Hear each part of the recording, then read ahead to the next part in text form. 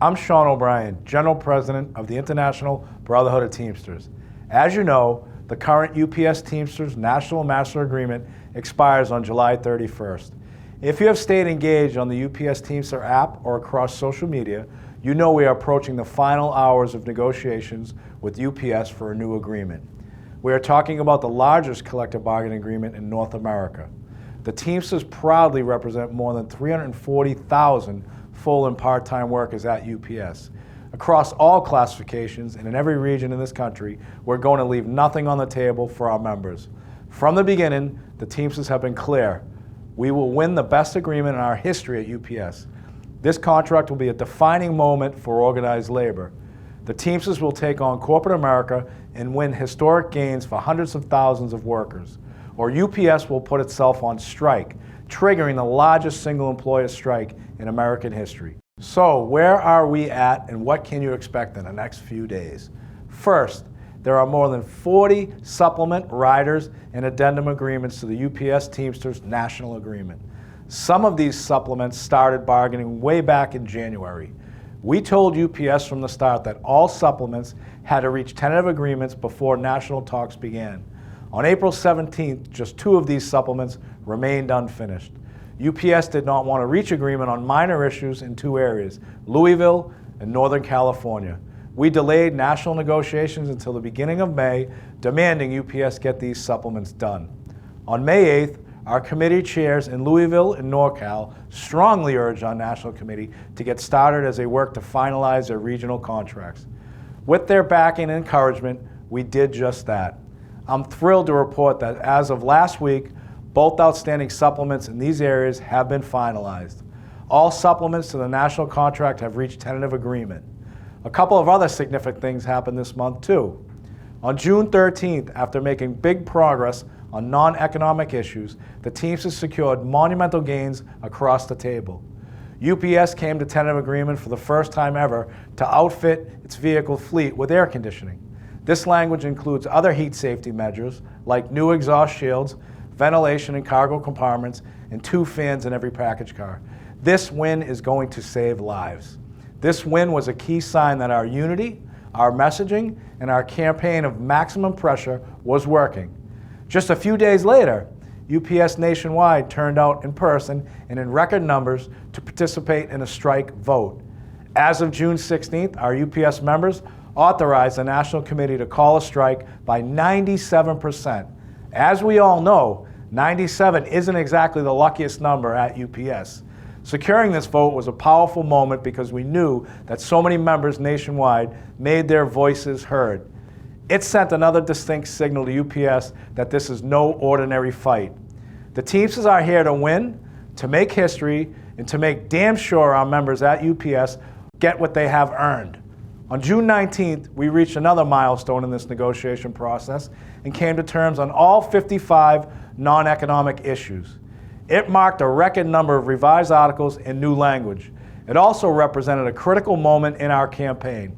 The Teamsters wrapped up non-economic bargaining and tentatively secured gigantic gains for our members without sacrificing anything. To date, we have made 0 concessions at the bargaining table, not one, and we are not going to. Now we have reached the truly fun part of these negotiations. Economic, wages, health and welfare, pension. This is where we know, above all else, that we have to keep UPS's feet to the fire. We cannot forget that just last year, UPS hauled in more than $100 billion in revenue. They pocketed more than $13 billion in profit alone. UPS made record gains throughout the pandemic, and they did it off the backs of our members. Full and part-time UPS Teamsters were put through the ringer. They did their jobs flawlessly to keep this country moving with complete disregard for their safety and the health of their families. UPS knows this. The corporation's very own CEO has made clear during interviews and on shareholder calls that it's the Teamsters that make UPS so successful. UPS's service is unparalleled. That's because of the Teamsters, because of real, hardworking, selfless Teamster families. It is long past time for UPS to pay up, to respect and reward these essential workers. We are gearing up for success and survival in a post-pandemic world. We live in a society today that is reliant on parcel delivery. We know that no one in the game does a better job than UPS, but we must remember that behind every brown box and inside every brown package car, there's a Teamster. They make this company run. Our members pour their blood and sweat, and quite often their tears, into UPS. Blood from the forced overtime, sweat from the deadly heat, tears from another soccer game or school play they have to miss. Every Teamster at UPS, full and part-time, deserves more money, better benefits, and a secure retirement.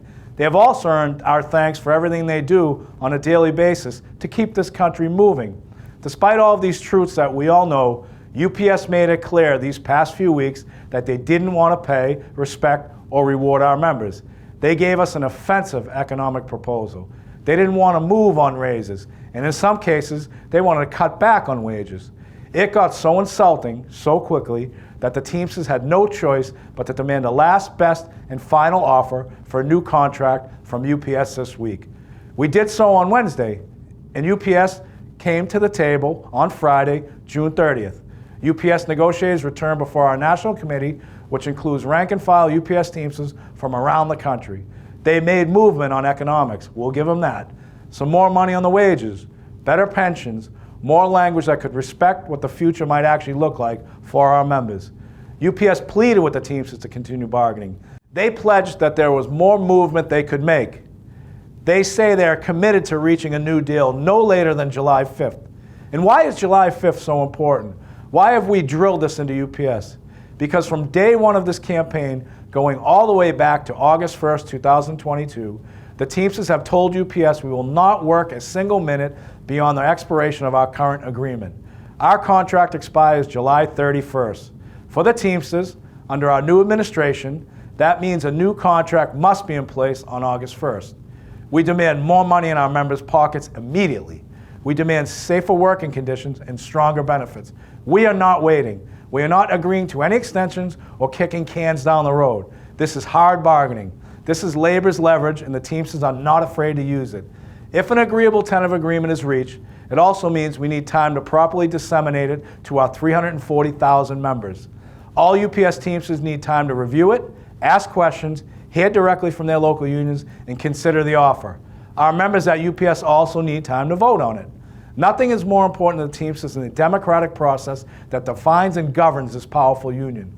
If we're going to accomplish these historic wins together and move the ball forward for working people, we need UPS to get its act together. We need, deserve, and demand a better contract right now. The Teamsters have returned to the table with UPS. Progress is being made on economic issues. Our national committee is working through the holiday weekend to make sure UPS keeps its word. Remember, UPS offered the pleas and made the pledge to reach agreement by July 5th. The Teamsters are here to make damn sure they do. If UPS fails, they know what's waiting for them. They will cause one of the biggest strikes in the history of labor. They will put themselves on strike. UPS is on the verge of stopping supply chain in this country. Their actions could cause massive and devastating disruptions for nearly all Americans. So, UPS has a choice to make here. There are two roads they can go down. They can respect their workforce. They can finally, after so many years, after a global pandemic, they can pay up and do the right thing for so many Teamster families. Or they can see what it looks like out on the streets. By the looks of the photos and videos we're seeing every day of practice pickets in every state in the nation, what could be waiting for UPS is not a pretty picture. Do right by the workers, UPS. Do right by the Teamsters. Set an example for how companies, big or small, should respect working people. Help us lead the way. Be a better employer. You don't have much time left.